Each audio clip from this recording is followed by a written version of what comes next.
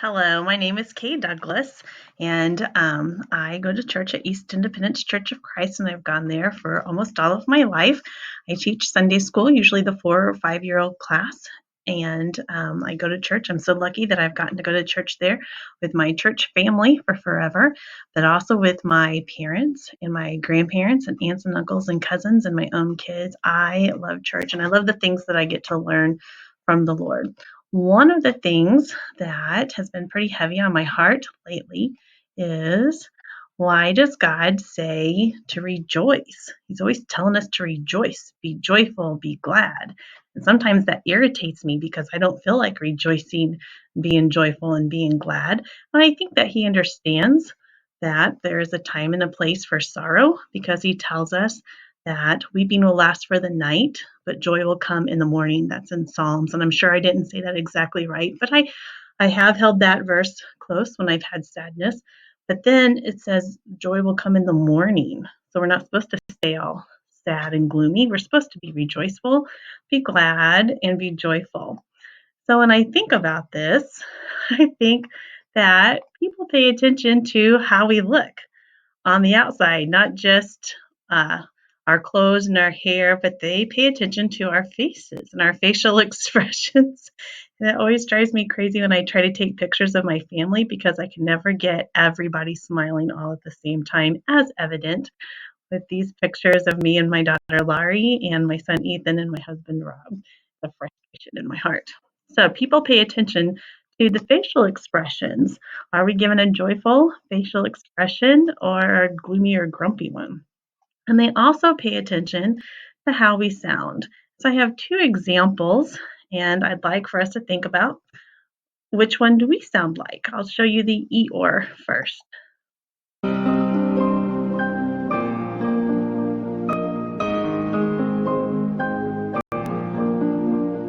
Good morning, Pooh Bear. If it is a good morning, which I doubt. However, now, did I get your tail back on properly, Eeyore? No matter. Most likely lose it again anyway. Poor dear. You know, I may have just the thing. Up, up, up you go. There you are. It's an awful nice tail, Kanga. Much nicer than the rest of me. It's not much of a tail, but I'm sort of attached to it. Not much of a house. Just right for not much of a donkey. Might take a day or two, but I'll find a new one. End of the road. Nothing to do. And no hope of things getting better. Sounds like Saturday night at my house. So, do you sound gloomy like Eeyore with the words that you use and also with the sound of your voice? Or do you sound like this video that I have? Sing, Barney. Riding on that new river train. Riding on that new river train. Same old train that brought me here, gonna take me home again. One more.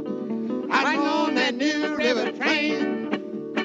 Riding on that new river train. Same old train that brought me here, gonna take me back again. Oh, that is good. I mean, that's good now, ain't it? They were definitely joyful and had joy in their heart. And so those are things that I think about, is what does my face look like and what am I sounding like? Do I sound like someone who has the Lord's joy in my heart, or am I sounding like someone who is all doom and gloom? The Bible tells us to have a happy heart and let it show on your face. And that's in Proverbs 15:13.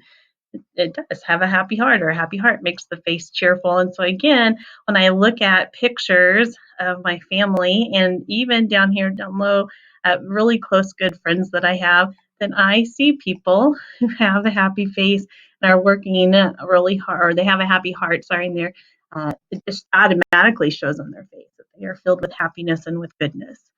And then I'm also reminded about a vacation Bible school song that we used to sing, which said, "The Lord has done great things for us, and we are filled to the top with joy." And that song actually was inspired by Psalms 126, verses 2 through 4, which says, "Our mouths were filled with laughter, our tongues with songs of joy.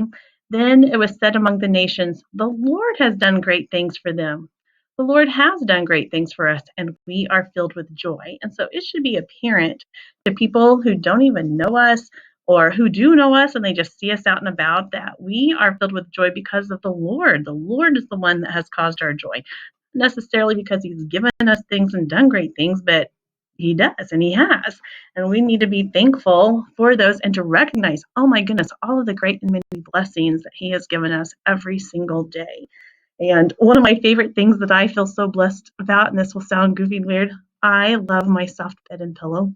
And when I wake up in the morning, that's one of the first things I say is, Lord, thank you so much for my soft bed and soft pillow. And this is the day you've made. I will rejoice and be glad in this day, not because of it, not as a result of things that happened in it, but in this day, I am going to be glad and rejoice, like you've asked me to be. So sorry. And so in Philippians 4 through 6, which I know I talk about that verse all the time, or those verses, the Lord tells us to rejoice in Him always. And He says it again, rejoice. It's so important. Let your gentleness be evident to all. I don't think gentleness there is meekness.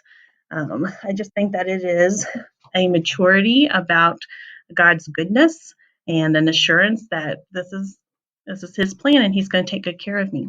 And it goes on to say that the Lord is near. Be anxious about nothing or not about anything, but in every situation, with prayer and petition, with thanksgiving, present your request to God. And I think He wants us to be specific in what our requests are. So if we're feeling sad or grumpy or anxious, let Him know about this is exactly what I'm praying about, Lord.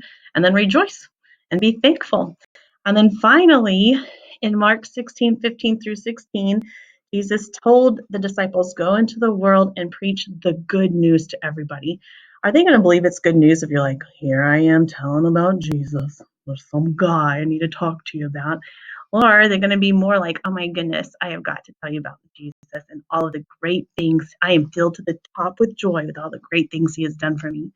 And it goes on to say that anyone who believes and is baptized will be saved, but anyone who refuses to believe will be condemned. So think about it. What is your face and the sound of your voice displaying or portraying to other people around you? Are they portraying God's love and goodness and that you're filled to the top of joy? Or are they saying gloom and doom? And I hope that you're thinking about, I want to show people God's love and His goodness. So rejoice always. And again, I'll say it, rejoice.